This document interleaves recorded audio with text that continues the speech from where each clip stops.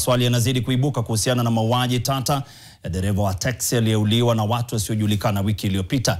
Ripoti ya upasuaji inaonyesha kuwa Samuel Mwangi aliaga dunia kutokana na majeraha mabaya kichwani. Mwangi alionekana mara ya mwisho siku ya Jumapili tarehe 4 mwezi huu baada ya kupokea simu kutoka kwa mteja eneo la Mai Mahiu, kaunti ya Nakuru. Mwanahabari wetu George Keru na taarifa hiyo.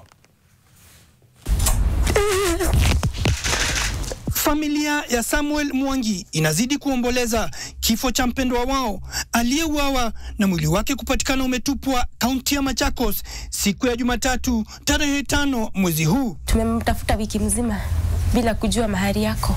Sasa hadi hiyo siku tukapata ripoti kwamba kuna mwili umepatikana ambaye haijulikani ni ya nani. Sasa sisi tukaenda kuangalia sasa ni mimi nilikuwa nithibitisha kama niye. Akiwa mwingi wa majonzi, Jen Wamboi anaeleza vile mumewe alipokea simu mwendo wa saa 1 jioni akitakiwa kumpeleka mgonjwa hospitalini pasi kujua kuwa hiyo ilikuwa mara ya mwisho kumuona akiwa hai. Baada ya kutokea kidogo town, ndio akapigiwa simu akiwa ameitwa na mtu kwa haraka sana apeleke mgonjwa hospitali. Nilimpigia simu nikasikia haingii. Asubuhi yake nikaamka kuulizia kwa marafiki, wakaniambia hawajamuona. Nikashinda na wasiwasi.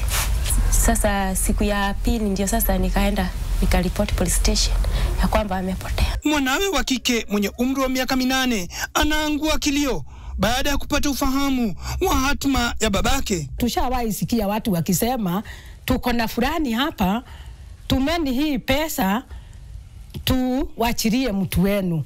Kwa nini hawakufanya hivyo? Gai, kwa nini hawakufanya hivyo? Kulingana na ripoti ya upasuaji, baba huyu wa watoto wawili alifariki kutokana na majeraha aliyopata baada ya kugongwa kwa kifaa butu kichwani. Gari haijapatikana.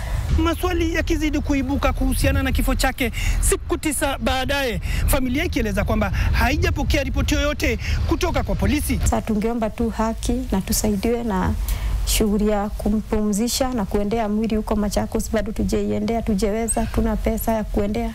George Keru, NTV, eneo la Mai Mahiu, kaunti ya Nakuru.